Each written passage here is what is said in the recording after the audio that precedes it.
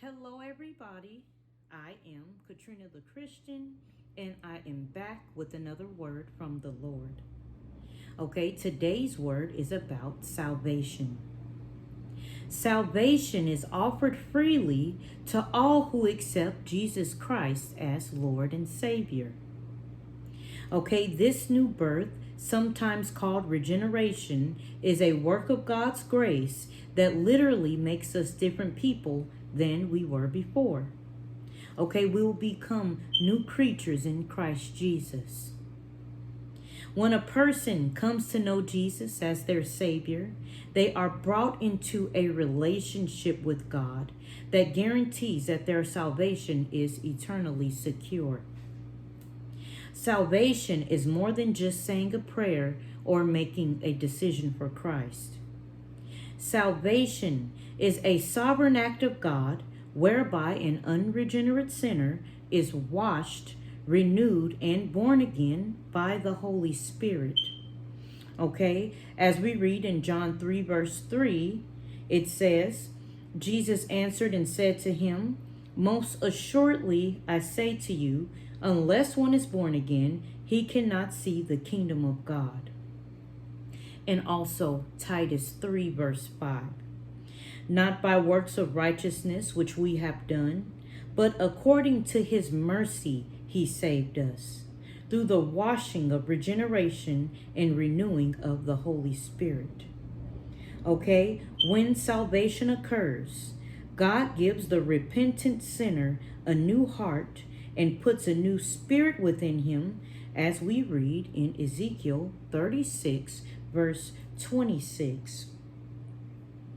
I will give you a new heart and put a new spirit within you. I will take the heart of stone out of your flesh and give you a heart of flesh. The Holy Spirit will cause the saved person to walk in obedience to God's word, as we read in Ezekiel 36, verse 27.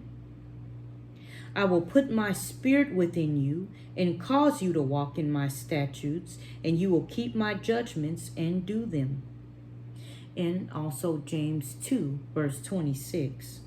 For as the body without the spirit is dead, so faith without works is dead also.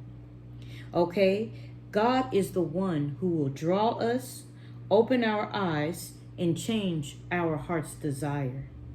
Okay, no one can repent and come to God unless God draws that person to himself.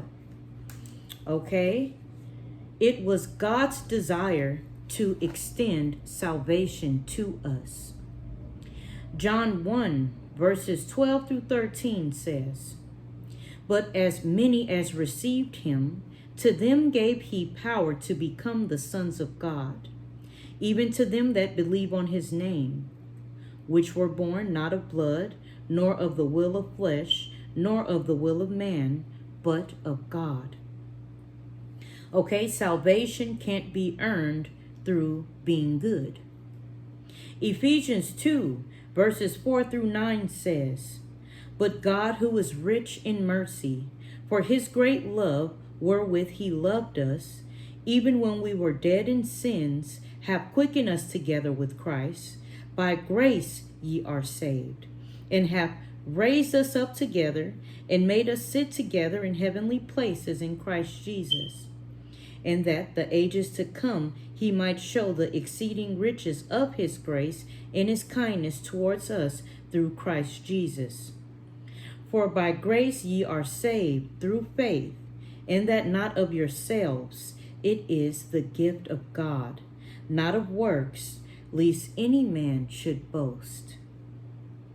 Okay, faith has always been the means of salvation. Romans 4, verses 1 through 5 says, "What shall we say then?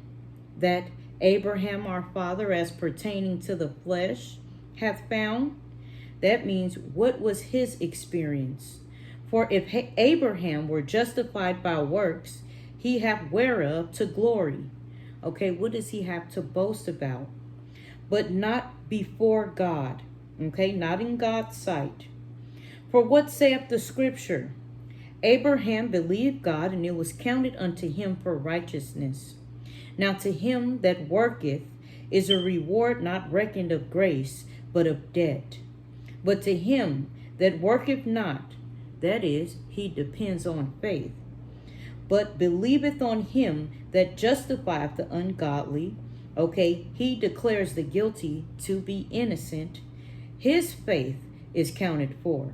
His faith is counted for righteousness.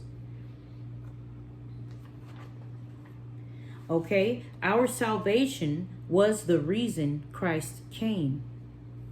John 3:16-18 says, For God so loved the world that he gave his only begotten Son, that whosoever believeth in him should not perish, but have everlasting life.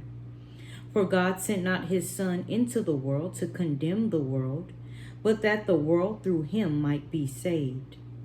He that believeth on him is not condemned, but he that believeth not is condemned already, because he hath not believed in the name of the only begotten Son of God. He alone can give us the hope of eternal life. Hebrews 5:7-10 says, Who in the days of his flesh, which means in his life on earth, when he had offered up prayers, he is Jesus, and supplications with strong crying and tears unto him that was able to save him from death, and was heard in that he feared. Though he were a son, yet learned he obedience by the things which he suffered. And being made perfect, he became the author of eternal salvation unto all them that obey him, called of God and high priest after the order of Melchizedek. Being saved is to be born again.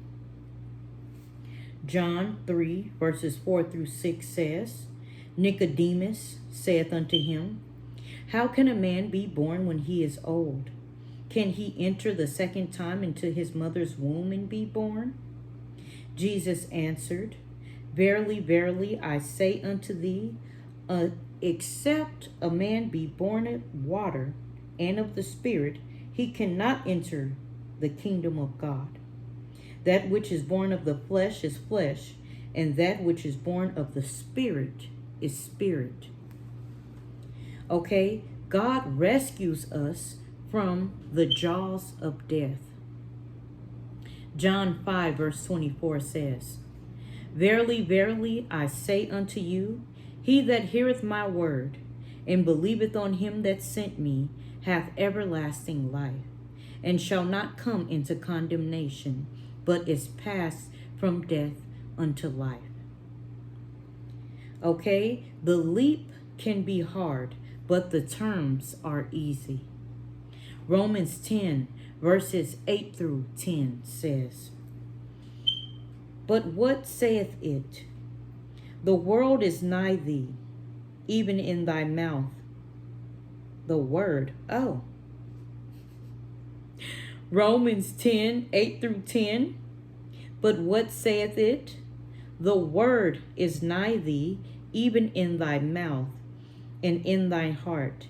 That is the word of faith, which we preach. That if thou shalt confess with thy mouth the Lord Jesus, and shalt believe in thine heart that God hath raised him from the dead, thou shalt be saved. For with the heart man believeth unto righteousness, and with the mouth confession is made unto salvation. We should all look forward to salvation's ultimate reward. Romans 13:11 says, In that, knowing the time, that now is high time to awake out of sleep. For now is our salvation nearer than when we believed. God has given us an incredible second chance. Hebrews 2:1-3 says, Therefore we ought to give the more earnest heed to the things which we have heard, lest at any time we should let them slip. For if the word spoken by angels was steadfast, and every transgression and every disobedient received a just recompense of reward, how shall we escape if we neglect so great salvation, which at the first began to be spoken, which at the first began to be spoken by the Lord, and was confirmed unto us by them that heard him. Okay, being a Christian is all that really matters. Galatians 6 verse 14 says, "But God forbid that I should glory, save in the cross of our Lord Jesus Christ, by whom the world is crucified unto me." Yes, I'm going to read that again. "But God forbid that I should glory," which is boast, "save in the cross of our Lord Jesus Christ, only about the cross of our Lord Jesus Christ, by whom the world is crucified unto me. The world is dead unto me, and I unto the world." Okay? Yes. Salvation is offered freely to all who accept Jesus Christ as Lord and Savior. As the Holy Spirit convicts us of our sin, we should respond by turning away from our sins and turning to God. He performs a change of heart in us once we accept Him by faith and commit our whole selves to Him. In this transaction, we are justified, our record wiped clean by God's grace, with Christ's righteousness being placed in our hearts. It gives us a pure relationship of peace and favor with God. For the rest of our lives, we who have been redeemed are in the process of sanctification, being set apart for God's purposes, progressing towards moral and spiritual perfection through the presence and power of the Holy Spirit who dwells in us. We'll never quite get there on earth, but we look forward to the ultimate reward of our salvation, glorification, and eternal life in heaven with God. Okay? Yes, and that is what I have to share with you today. Okay? Once again, the word is salvation.